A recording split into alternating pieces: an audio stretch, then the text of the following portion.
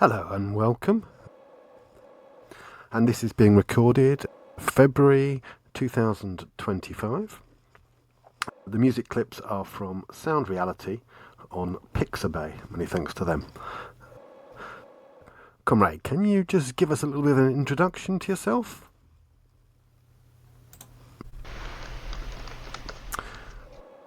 Okay.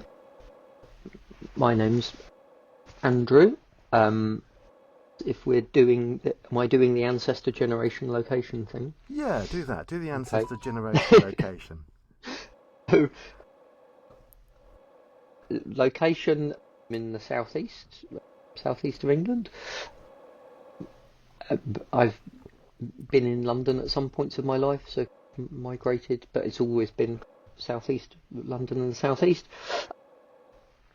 I am a Gen X person, I think, in the generational scheme. So I'm a Gen X person from the southeast of England, and then yes, if we're doing the political ancestor thing, I'll stick with James Baldwin for now. Or, I don't know. Anyway, yes, I struggled with the who to have as an ancestor thing, but I guess I had a little badge which was James Baldwin with a little quote that said, "You and I are history," and that was, yeah, it's from a longer quote. There's a thing called a rap on race that he did with Margaret Mead. Anyway, it's taken from that, and it's a little thing. He said the similar thing on various occasions, but it's we are history, we enact our history. History's not dead. So can you describe your journey into political organising and activity? Don't know. It's interesting to talk about this because it's often not a conversation that we actually have. Because there's a lot of people who I've hung out with or worked with, and I don't know what their answer to this would be, and it's interesting to do it. I basically politicised myself by reading books, but then I didn't. When I was a teenager, I had no way of engaging with anything, or I didn't really know where to start, even though I was in London, and presumably there were loads of things to get involved in, but if you don't have any point of connection, then you don't know where to start. So actually being involved in political organising of any form was basically I went to university. So I went to university, and when I went to university, there were like political people doing politics who were like, "Come join us" or whatever. So then it was very easy. You could just, okay, great, and then you can just join in. I guess that was, yeah, student politics. So yeah, so that was my way into actual working with people or doing things practically or whatever.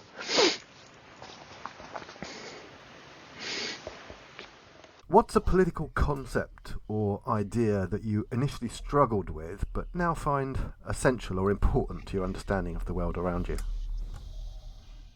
One thing that's had a big influence on me that maybe I initially struggled with, I'm not entirely sure, but something that I found inspiring is the kind of autonomist Marxist idea of, yeah, which is a version of Marxism or ideas that come from Marx or something, but the idea of just class struggle is everywhere all the time. There's always class struggle. It's happening all around us all the time, everywhere, in micro forms and macro forms and stuff. And that this is, and also having an expansive version of that. So it also includes many forms of struggle that wouldn't previously have been recognised as that. So you can have this kind of expansive version of kind of class struggle politics that's going on all the time. And that is also an important part of the kind of autonomist kind of idea, is that is like driving this constant two-way struggle or whatever. It's lots of things that the state, the system, capitalism does are in response to things that we have done. And so there's this constant to and fro, or effectively it's a spiraling motion that capitalism is pushed onwards partially by its response to our struggles, and then you get another struggle emerging on a higher level or on a further level, and then you can look at things historically and see that happening, and that kind of changes your view of the world or of history or something, when a little bit like that David Graeber quote about the secret hidden truth of the world is that we make it every day and we can unmake it if we choose. But that's basically that idea, isn't it? It's that, like, instead of, it may look like we are being dominated, or the world is dominated by the state and capital and power and wealth, but then you can flip your perspective and see it as we've created everything, we've made everything, it's all us, we've done it all, and that the state of the system and the state of the world, all of it is like a response to our struggles and our self-activity, which isn't to say that there isn't domination and power and all the rest of it, but that it's always this double-sided two-way thing. And so that can flip your perspective, and you can start to see potential power rather than just feeling depressed about everything. Can you describe a moment of collective joy or success that you've experienced in political organising?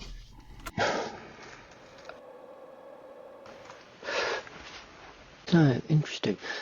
I guess they're maybe not always the same, because one is like your subjective impression and another one is an objective success, and they do go together sometimes, but it is also interesting. I guess maybe experiencing collective joy is a success in itself, I suppose, but it's interesting sometimes when they are mismatched, when you can have something where technically you won, but it doesn't feel like it, and everyone goes away feeling depressed, or conversely, you can be like, technically we lost, but everyone feels great and really boosted and everything. That's kind of an interesting, the idea of quiet victories and loud defeats, which are a bunch of things I've been involved in have been like that. Like a lot of the ecological struggles, particularly that I was involved in more in the 90s, something like road protest stuff, like all of the ones that people fought, they lost, basically, pretty much. But then they won. The victories were the ones that never happened because of the prior resistance of people to the other ones. It was like, actually on paper, if you look at it in one way, it's okay, you had all these campaigns like the Newbury bypass, it lost, they built the bypass, what was the point of that? But certainly in terms of the kind of collective joy, creating community and movement and capacity and all of that stuff, it was, many of those kind of road protest things were successful in that sense, and then your success is actually the fact that a load of other roads they never even started. So it's interesting when those things don't always entirely match up. But also, yeah, I don't know. Another one I would mention is the successful anti-fascist mobilisations, and anti-fascist mobilisations are there's often not a lot of collective joy going on, but there have been occasional ones where it did feel like that. I could mention a couple, but like the March for England in Brighton, of which there were several, and actually the kind of the Posey Parker thing that was much more recently in Brighton last year or something, I think. That was similar, but yeah, just going back 10 years, the mobilisations against the March for England in Brighton did have that element, because it felt like one of the things that was important is it didn't feel like there was a distinction between the activists and the people of Brighton. And again, maybe that's a little bit true with the thing that happened last year in Brighton when there was huge turnout of people in the streets after the riots in August. But the thing I particularly remember from the March for England was that you couldn't really draw a distinction between who was on the demo and who was just in the streets, because at one point the demonstration went through like quite busy, narrow kind of shopping streets, and the two kind of merged into one another. There were people who were technically on the demo who would just merge into the crowd, and then there were people who would stay out doing their shopping. We're like, what's going on? Fascists? Oh, I don't like that. Or so, and would then joining in. So there was this kind of two-way movement. You couldn't draw a line between one and the other, and so then you had this feeling like we are the city, you know. So that felt quite powerful. The police were trying to like force this little march of far right people through town, and then there was lots and lots of people in the streets trying to block them and stop them and get in their way and blockade it and turn them around. Yeah, it felt the feeling that we were the town, we were the city, and we were all united together with all these people that had that quite powerful, like a powerful feeling, which was also politically successful as well. So I guess that's an example of when the collective joy and the success run together rather than sometimes running contrary. Is that it was successful, it was effective in stopping them and making life more difficult for them and building capacity on our side or whatever. So it was effective in like objective terms, but also was subjectively a morale boosting collective joy thing. In your experience, what's the biggest disconnect between how political organising is often discussed or thought about and how it actually works on the ground? It does feel like there often are those disconnects when there's energy behind something or when there is wind in the sails of a thing. Maybe it's a thing about when political organising is easy or when it's hard. And sometimes you get this thing where there is energy and momentum and it feels like it's going somewhere or is achieving something, and then lots of people gravitate towards it and things get done. And maybe it feels like it's easy, or things get done easily because you're just attracting people to you, like people pop out of the woodwork, people offer help, stuff happens, things magically appear, but that's because you've got some kind of momentum going on or whatever, or some resonance or something.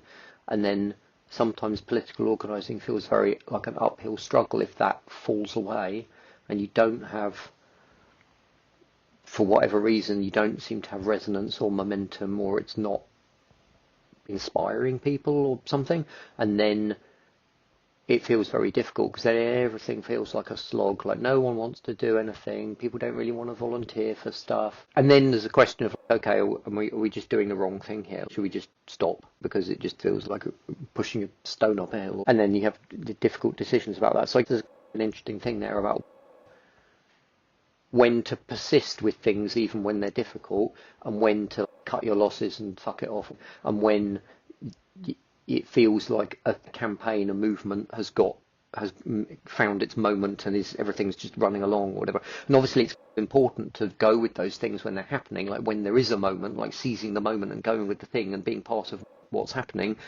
is probably important and useful, being where the people are or whatever. But then it's more tricky, the other side of it, of like,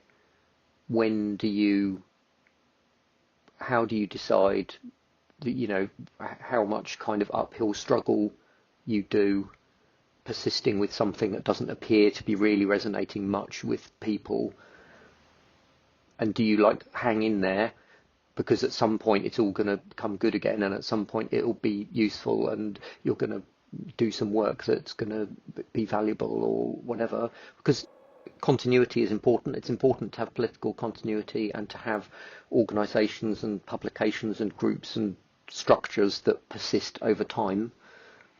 But then sometimes that can feel like very unrewarding work, and there's a tendency, I don't know, I guess it feels like the going with the things that have momentum and things that have the wind in their sails, if you always just go with that, it feels like you can be very faddish and just hopping from campaign to campaign and issue to issue depending what's trendy right now, and everything has a 3-month life cycle and then it's on to the next thing. So it feels like there can be a problem. It feels like you need to do you need to do that to an extent. You need to get on board with stuff that's happening, but yeah, that can lead into this flitting around kind of thing without substance. And then there's the kind of building structures, building institutions, building continuity, developing work that's probably important for when the next issue, the next thing comes along. It's important to have a baseline of people who know each other, or a social centre that you have, or a website, or a publication, or a social media channel, or all this kind of stuff becomes useful in the moment. But then sometimes there are questions about when a project has run its course, or whether it's worth persisting with, or how you make that decision. What's something about contemporary British political life that you think isn't being discussed enough, perhaps even within left circles, so even in the left? What I'm going to say is nationalism. It feels a bit funny because saying it's not being discussed within the left feels like, I mean, it probably is being discussed within the left. It feels like something maybe that is very hard to combat or address and hard to get a grasp on, and no doubt, although it is discussed on the left, it feels like maybe it's not discussed enough, or maybe that it's like a thing that we haven't really got our head around. I mean, in this country, although Brexit is now fucking years ago, it does feel like Brexit was the big revealing thing with that. One thing is, yeah, the power of nationalism, like how incredibly powerful it is and how easy it is to just generate it out of fucking thin air, like politicians and demagogues, celebrities, people with a voice or a platform. It's so easy to just go into a nationalist rhetoric or discourse, or whip everyone up into, yeah, fuck them kind of thing, us and them stuff. And you can just do it like on the turn of a dime, which is shown every time there's a war, basically. As soon as there's a war, and I guess it depends how old people are in terms of which wars you remember, but like as soon as there's a war, there's just this massive wave of just like nationalist flag waving stuff that's just almost impossible to confront, or if you try and confront it, you're like way out on a limb as like some freaky weirdo or something. That's an example of it. So in one thing, it's just like how incredibly powerful it is, how hard to combat it or push against it is, how easy it is to instigate. And then it feels like the left has never really, it feels like it's very difficult for the left to deal with, and people try to dodge it. And I guess Brexit was very revealing for all of that, and also to a certain extent some of the current nationalism going on now, because then you have difficult questions and divided responses, because one answer would be like the left, like we're meant to be internationalist, we're meant to be like anti-nationalist, be putting forward a different perspective of cross-border internationalism or anti-border internationalism, and that's a basic thing in left radical politics. Therefore, we should be having an anti-national stance, which is hard to do. People who are a little bit more attached to the mainstream, or who are trying to make inroads into the mainstream, either you just soft pedal it and you just don't talk about it too much. So you don't do flag waving patriotism, but you also don't really push back against it too much. You just try and not talk about it and just talk about something else, change the topic, talk about the NHS or whatever, which I can see the value of doing that as well, because right wing, particularly around migration and borders, the right is constantly trying to turn the conversation into defend the borders, stop the immigrants. And then I can see the logic behind, let's move the conversational basis. Let's just talk about something that they don't want to talk about. We'll put the conversation on grounds that they're uncomfortable with. Let's talk about the NHS. Let's talk about social care crisis. Let's talk about economic justice. But then you're not really confronting their thing head on. You're just like switching topic. And there was a lot of this going on with the left response to Brexit. And then there's another left response, which is like left nationalism, whereas we don't want to let them have the nation. So you get the kind of Billy Bragg version of we can be English patriots because we have a tradition, which I guess also goes back to the Communist Party or something as well. It's like we can have a tradition of patriotic left-wing Britishness or Englishness or something, and it's a failure if we let the right capture all of that patriotic energy and have it for their own thing. And we need to push back against that and be like, no, we can have a radical English tradition and we can be fully patriotic but also be left-wing or something, which I've never been convinced by, and feels very hard to not end up falling into jingoism, nationalism, militarism, borders, the state. So quite how you do that, even if you wanted to, quite how you do it without lending support to a right-wing agenda feels very difficult. So I tend to be more anti-national, internationalist, and feel like we need to actively push against nationalism. But it feels very difficult, and it feels like a thing that the left has often not really got its head around properly, or never come up with a good answer to, really. So people tend to either try and do left-wing nationalism or ignore the whole thing and talk about billionaires and the NHS and economic justice and change the topic to be something that plays to our strengths, or you can be properly anti-national and internationalist, but then you're in like a weird minority. Yeah, and I guess, yeah, the whole thing around like the Corbyn project and Brexit and the kind of left-wing Lexit people who wanted to do a left-wing Brexit and then remain. Anyway, the whole thing was a big fucking mess. It drew all of that out and demonstrated that, and it feels, yeah, feels like we've never really worked it out.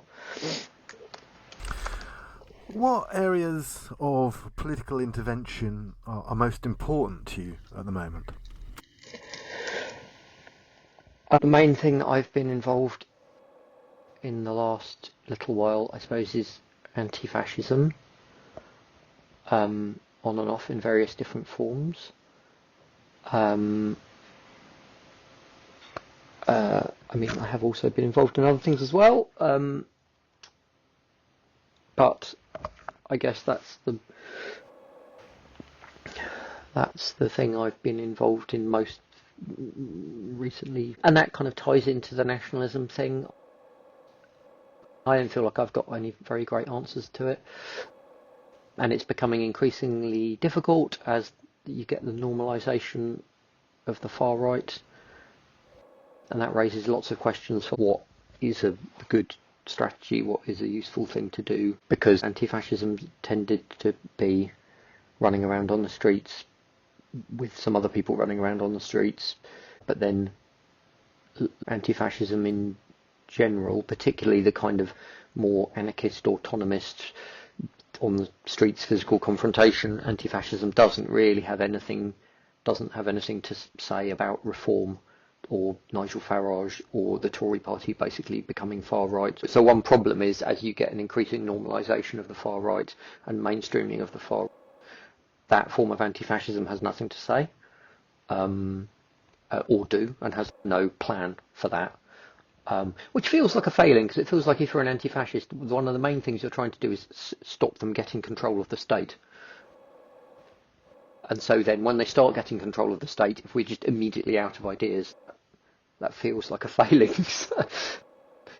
But yeah, it's a tricky thing. People went through this in an earlier iteration when the BNP stopped doing demos and started knocking on doors and delivering election leaflets, and then anti-fascists had to try and pivot to deal with that, and they did it not incredibly successfully, I think, but an earlier generation of anti-fascists tried to deal with that, and I guess we've got a similar thing going on now in a slightly different way, where we've just got this pipeline from the mainstream to the far right, and just like a continuous continuity with no firewall, and straight into electoral politics. It fits into the nationalism thing, like what is an anti-fascist or a left response to all of this stuff. Yes, we know if they're having a demo, we can have a counter demo, but then when the Tory party have basically shifted to the right, so things that the BNP was saying yesterday, now Reform is saying, and what Reform was saying yesterday, the Tory party are saying now, and everyone's just shifted along this spectrum, and it's just like watching a slow motion car crash. Like, you can just see it happening in front of your eyes, and no one really has a very good plan for what to do about it. And it's all being driven by nationalism and largely like anti-migrant kind of xenophobia. Anyway, so that's probably the thing that's important to me now, is the intersection of nationalism and the far right, which doesn't necessarily mean I've got any brilliant ideas of what to do about any of it, but Is there a particular writer or thinker who has influenced you in unexpected ways?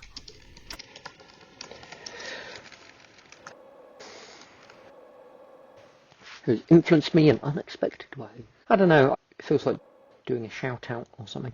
I don't really know about unexpected ways. I will say that some of the radical history stuff that I've read has been a thing that has influenced me. So there's a bunch of writers, particularly Peter Linebaugh,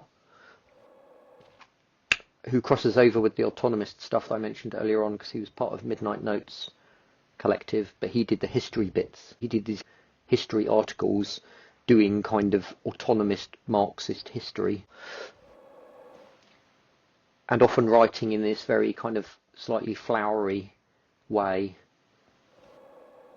But anyway, yeah, so Peter Linebaugh, I really like a lot of what he's done, and he's worked on stuff with Marcus Rediker as well, particularly around like pirates and seafarers and stuff like that. And so that kind of little nexus of radical history stuff. And there was a book called Gone to Croatan that came out years ago that's probably out of print now, that I think was Autonomedia. I've forgotten what the subtitle was. It was basically dropout histories of the Americas, or of the USA, I guess, of North America.